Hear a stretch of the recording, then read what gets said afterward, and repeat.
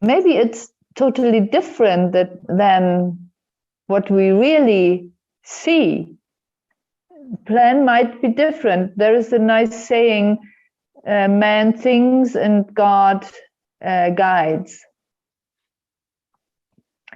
But at least it needs our action. Maybe it's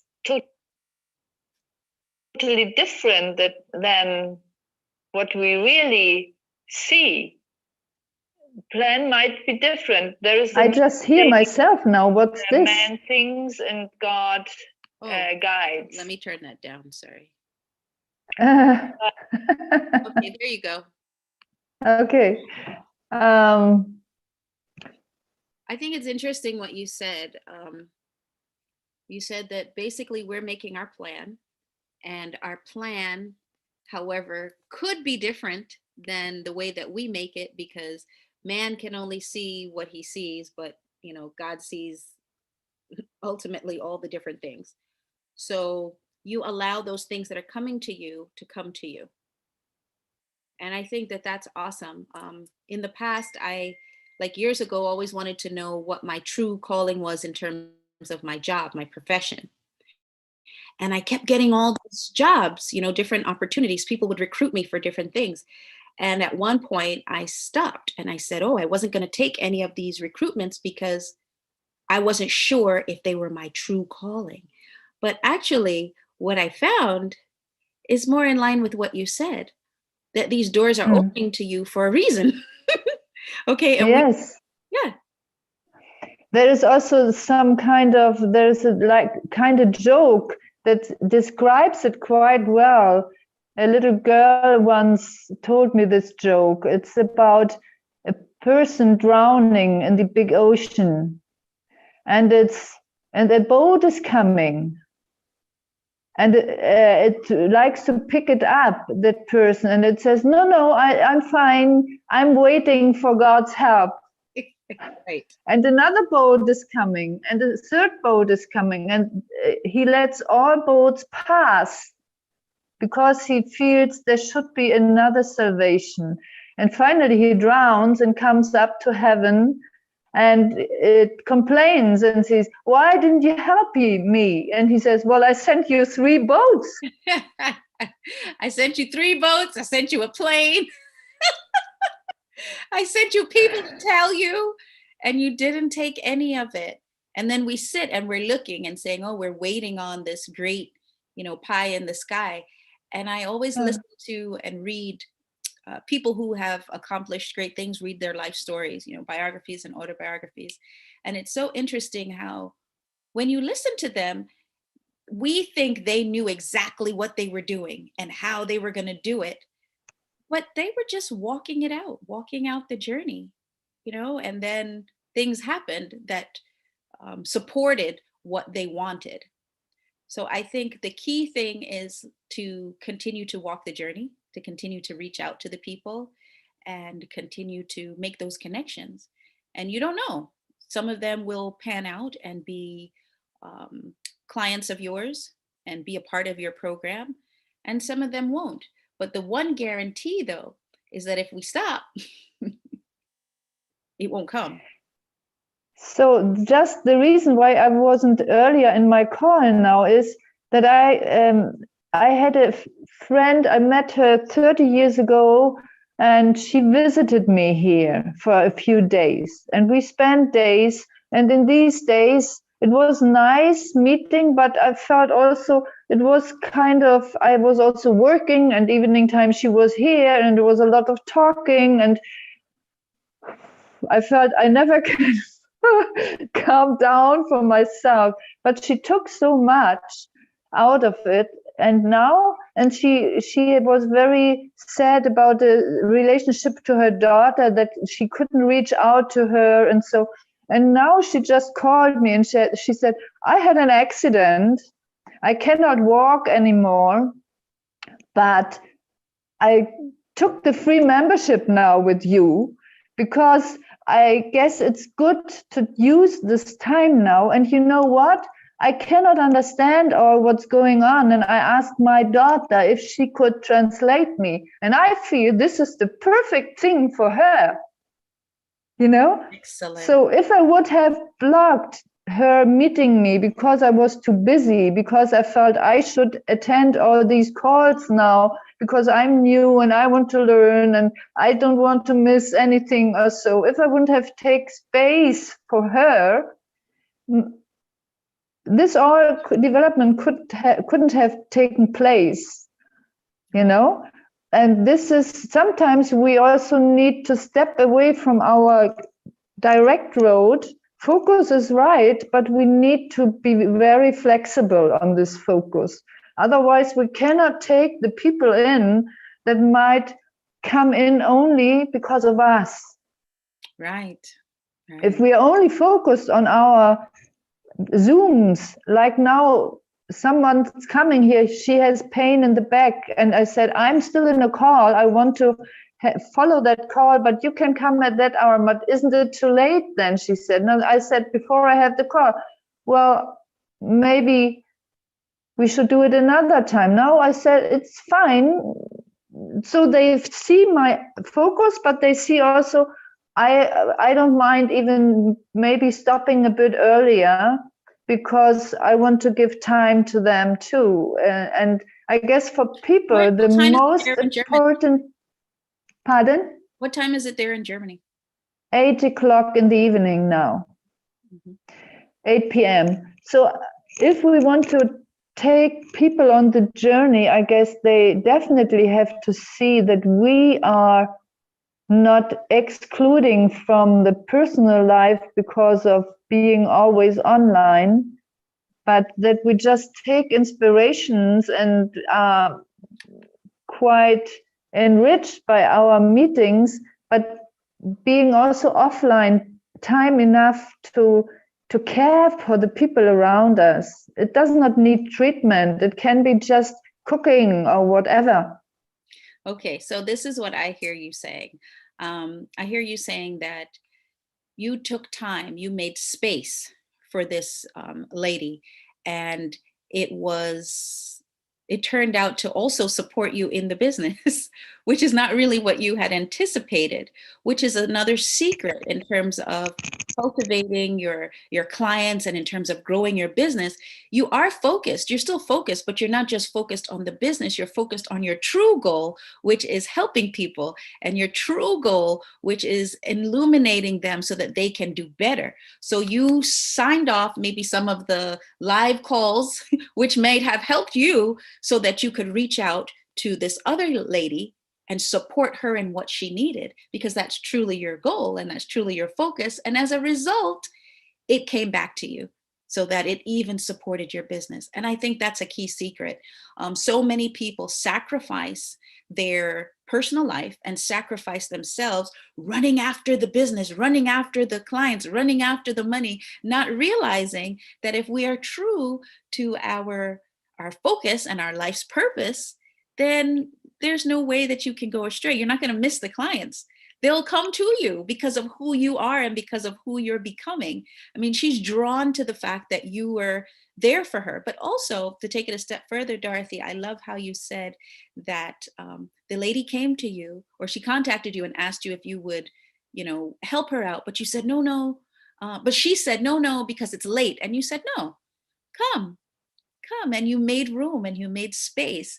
And that's so key, that it's almost always in those nick of time situations, those just, happen chance or happenstance. That's when you make room and you really allow big things to happen for you. Yeah, we need this balance, this life balance of personal life, of offline meetings, of online meetings. It needs a balance, I guess. Yes, absolutely. We need a balance. There's so many people. I love to talk about Bill. Who's the guy who was head of Apple? What's his name? The president of Apple that passed away. Not Bill Gates. What's his name? The other. No, I know. I know whom you mean.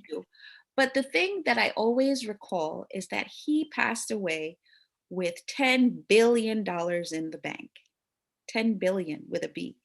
And if he could have spent any sum of money to give himself more time, he would have spent it. But instead, he had to check out and he left all the money there. So we're not going to really take any of that stuff with us anyway. Steve Jobs is his name. Thank you. Steve Jobs.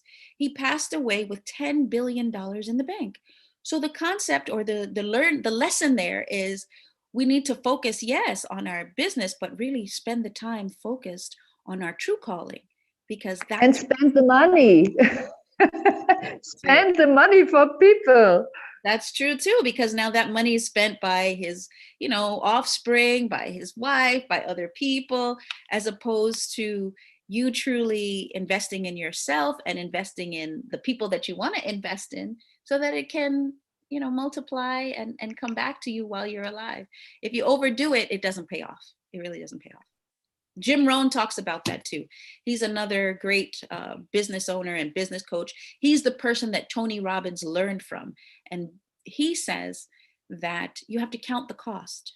You have to count the cost of your investment in terms of getting what you want. So focus on the true things, focus on the real goal, determine what that real goal is. And I gave the 3 secrets. My first secret was clarity, being clear about what the real goal is.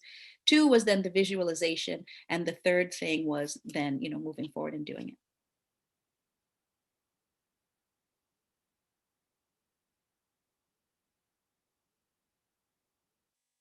So what's another thing that you do? So one of the things that you said was that you make space.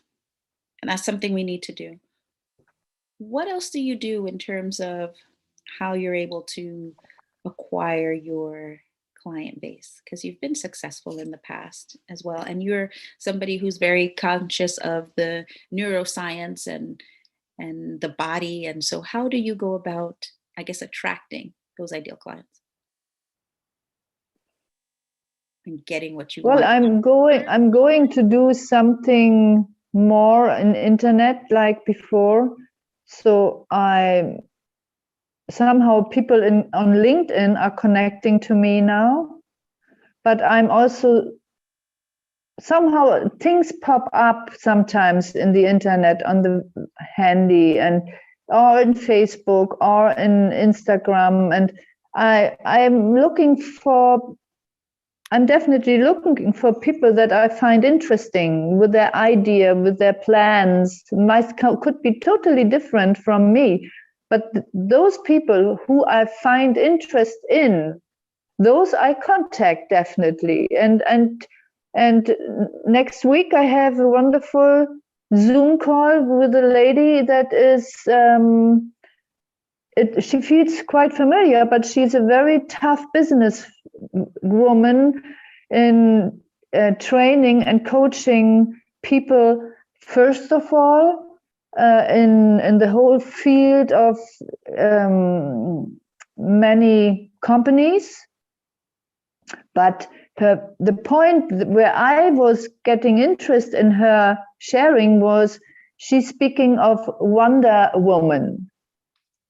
Okay. And this was the point I came to get interest in her, and in such way we came to talk together because I really was interested what it is. So I don't try to contact people I'm not really interested in, not just for making contacts. I only contact really where I feel from the heart interested with them. And this way I can also keep contact and share with them.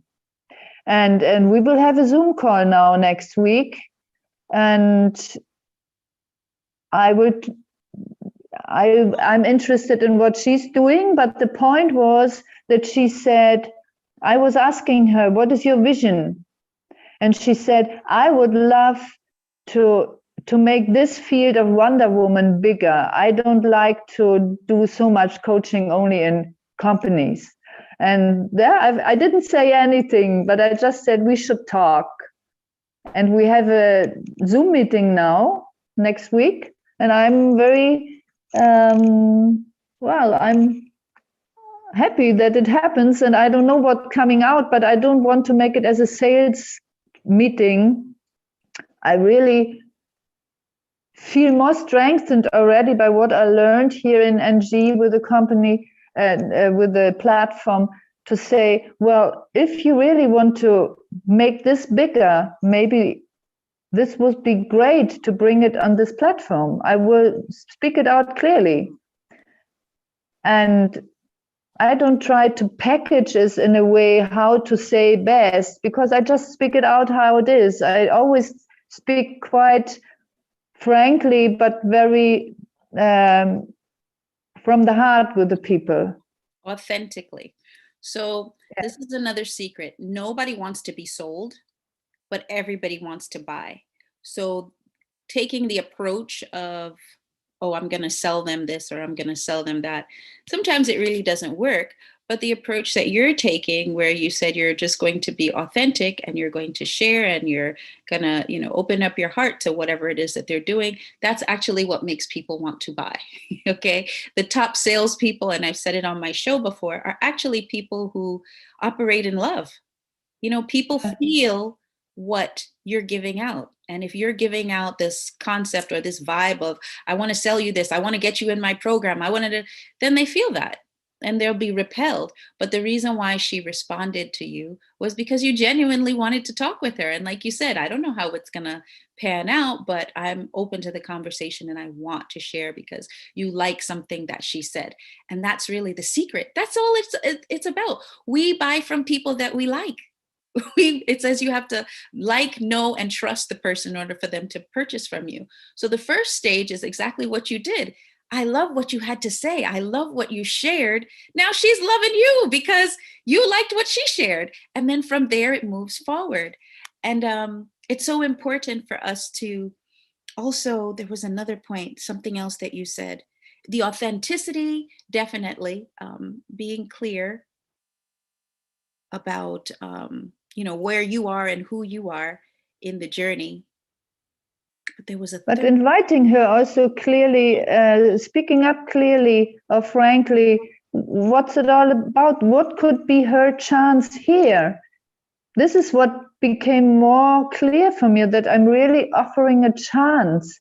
I don't grab to her, but I can say, well, that's great what you want to do. Do you want to bring it on a bigger scale? That's it. That's what I wanted to share with you about finding out what people are interested in, what they want. Because if we can meet the need of what they want, then we don't have to sell them anything. We're giving them an opportunity to help them to get what they want, which is a bigger platform to share their product or their service.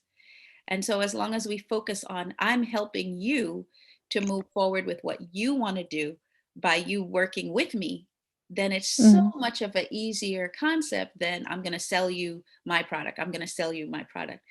By you working with me, you're going to get your needs met. And that's really what it's about. It's about helping. How do we get what we want? We can always have what we want if we help enough other people get what they want. Yes.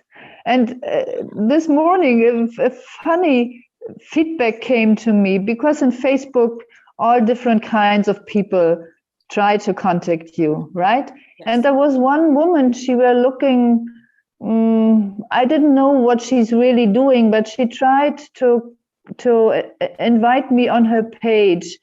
And I didn't neglect, I just was eager, and I asked her, well, how are you doing and what's it all about, or what are you interested in, or so what? And you know what she told me? She said, you look so sweet, I love women. And well, I said, okay. Well, I said, I love to work with women. So I immediately changed it, but I didn't push her back. I said, well, that's great. I love to work with women that like to share and like to contribute things that are giving meaning for others. And by the way, I know if you're searching for the soulmate, there is maybe something I could share with you. You see? So I feel there's such a treasure we have here, such a big bouquet, and we have something for each one, maybe, if she or he is open. So there is no reason anymore to take anything too personal or to be offended or whatever, because not everything, but a lot of things can be shifted, because people that are searching sometimes don't know why they are searching for this. Maybe they kind of need a bigger group of women, not only one, and this is what I tried to shift. I don't know, I haven't seen a reaction yet. I was busy today, but I felt good by this, not only needing to push someone away, but still being able to offer something. Right. Share with her your platform, share with her your women. There may be someone in your network that's able to link up with her and assist her in clearing up, with clarity in terms of where she's headed. So I'm going to sign off because we only have a couple of minutes, but I wanted you to have a chance to tell people who you are and what you do before we sign off, Dorothy. Tell them what you do. I'm craniosacral therapist. First, in my first profession. The first profession is physiotherapy, but my private clinic is craniosacral work. That's a very special kind of work, very sensitive work with our fluid in brain and in the backbone. And it reaches from the embryonic fluid already before birth to after birth to old people. So we are very fluent people. We are not so dense like we always feel. This is always an important point for me, I guess, to find the flow in life too. We need to understand that we are very fluid beings. Okay. And in the second profession, that is the way I came also to this platform. I'm networking with a very great immune system company, which I was in team building already since a few years, but I wanted to expand. And this way I met Wolfgang, and this way I came on this platform now. Okay, tell me before we sign off, tell me one thing that you have to work on this week that you would like some accountability around. What's one thing you're going to be working on this week? Well, now my client is ringing, so I just want to go through the untraining of Russ this week. Okay, get some training. Okay, so I have to say bye. Bye. It's been a pleasure. Thank you all.